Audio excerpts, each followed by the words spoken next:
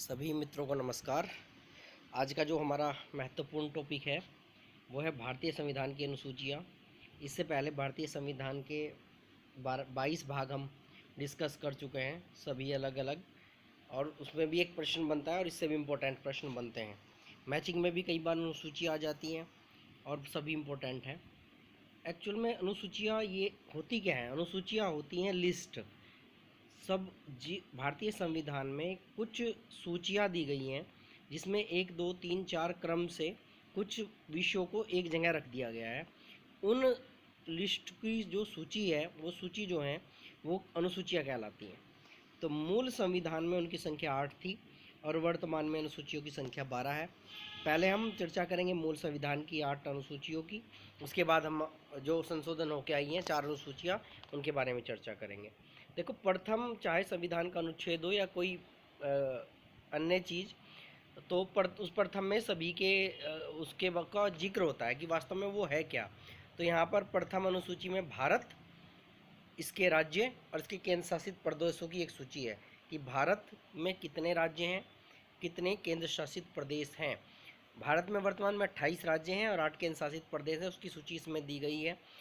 और ये एक लिस्ट है। एक प्रश्न इस तरीके से भी पूछ लिया जाता है कि भारत के यदि किसी नए राज्य का गठन होता है तो किस अनुसूची में परिवर्तन होगा? तो प्रथम अनुसूची में परिवर्तन होता है, क्योंकि प्रथम अनुसूची में उसका नाम रखा जाता है।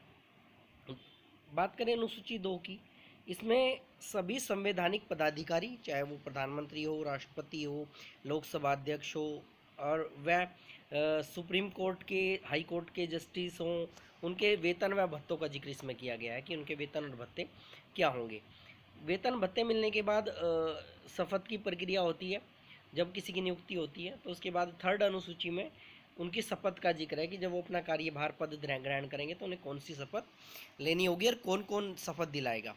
इसका वर्णन थर्ड अनुसूची में है। फोर्थ अनुसूची में पूरे भारत में राज्यसभा की किस किस राज्य में कितनी कितनी सीट होंगी उसका वर्णन किया गया है, उसकी पूरी डिटेल्स दी गई है। अब राज्यसभा में वैसे 28 राज्यों के अतिरिक्त अभी तक दो, पौंडीचेरी और दिल्ली, वहाँ से भी राज्यसभा सदस्य चुन कर आते थे। और वर्तमान में भी जैसे अभी जम्मू और कश्मीर राज्य को हटाकर अब उसे यूटी बनाया गया, यूनियन टेरिटरी बनाया गया, तो वहाँ से भी, क्योंकि वहाँ विधानसभा है, तो वहाँ से भी राज्यसभा के 3 सदस्य चुन कर आएंगे। जो हाईएस्ट होगा किसी यूटी का, जो राज्यसभा को सदस्य भेजेगी 3। और यहाँ राज्यसभा सीटों का विवरण है। उसके बाद 5वीं जो अनुसूची है उसमें अनुसूचित जाति और जनजाति के प्रशासन का वर्णन है कि अनुसूचित जनजाति और जाति के क्षेत्रों के प्रशासन का वर्णन है कि कैसे किया जाएगा। 6th अनुसूची 5th अनुसूची का ही एक हिस्सा कह लें या उसी से रिलेटेड है। इसमें पूर्वोत्तर के 4 राज्य असम, मेघालय, त्रिपुरा और मिजोरम, उसके जनजातीय क्षेत्रों का प्रशासन कैसा होगा उसके बारे में वर्णन किया गया है। अभी अरुणाचल प्रदेश ने और नागालैंड ने भी मांग उठाई कि हमें भी 6ठी अनुसूची में शामिल करो, क्योंकि यहाँ पर एक पैरेलल सरकार चलती है अनुसूचित जनजाति लोगों की, जनजातियों की। कुछ जनजातियों के 10 ज़िले, इन 4 स्टेट के 10 ज़िले उसमें शामिल किए गए हैं, जिन्हें हर तरीके से विशेष अधिकार है। वो विधायकों की तरह ही चुनकर आते हैं और उनका एक 30 सदस्यीय कार्य दल होता है जो डीएम की और राज्यपाल की देखरेख में कार्य करता है। उसके बाद 7वीं अनुसूची में संघ, राज्य और संवर्ती सूची है। 6 से 7 और 6 से सूची, यानी 7वीं अनुसूची में सूचियों का ही वर्णन है। संघ, राज्य और संवर्ती 3 सूचियाँ हमारे संविधान में दी गई हैं। संघ सूची में पहले 97 विषय थे, अब 100 विषय हैं। राज्य सूची में पहले 66 विषय थे, अब 61 विषय हैं। और संवर्ती सूची में पहले 47 विषय हुआ करते थे, अब बढ़कर 52 हो गए हैं। तो ये 3 सूचियाँ हैं जो 7वीं अनुसूची में दी गई। 8वीं अनुसूची में भाषा का वर्णन था। जो हमारा मूल संविधान था उसमें 14 भाषाएं 8वीं अनुसूची में रखी गई थी। वर्तमान में 22 हैं, धीरे धीरे इन्हें बढ़ाया जाने लगा और वर्तमान में बहुत सारी भाषाओं को इसमें शामिल करने की मांग उठ रही है, जिनमें गढ़वाली और कुमाऊनी भी प्रमुख है। उसके बाद ये तो मेन 8 अनुसूचियाँ हो गई जो भारतीय संविधान में थी। अब 9वीं अनुसूची की बात करें तो भारतीय संविधान की 9वीं अनुसूची को पहले ही संविधान संशोधन द्वारा 1951 में जोड़ा गया। लैंड रिफॉर्म के लिए, भूमि सुधार के लिए। और ऐसा प्रावधान कर दिया गया कि इस सूची के अंतर्गत जो भी विषय संसद डाल देगी, जो 20 विषय सूची में रहेंगे, उन्हें न्यायालय में चुनौती नहीं दी जा सकती। और इसमें फ़िलहाल 284 विषय हैं। शुरू में काफ़ी दिनों तक यही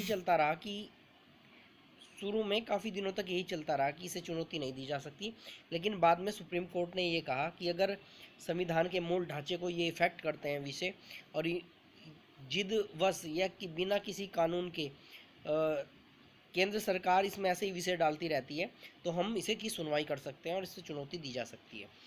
अब 10वीं अनुसूची जोड़ी गई 52वें संविधान संशोधन द्वारा 1985 में। इसमें दल बदल विरोधी कानून है कि अगर कोई दल बदल लेगा तो कैसे कैसे उस पर कार्रवाई की जाएगी और क्या क्या है, पूरी कार्रवाई का प्रावधान इसमें है। अलग से इसके बारे में चर्चा करेंगे। बदल विरोधी कानून बहुत ज़बरदस्त कानून है, इसके बारे में अलग से भी किसी दिन चर्चा करेंगे। और ये बाद में अलग से भी चर्चा होगी 11वीं और 12वीं अनुसूची के बारे में और 9th अनुसूची के बारे में, क्योंकि अपने आप में बहुत बड़ा विस्तृत इनका एरिया है जो ये कवर करती हैं।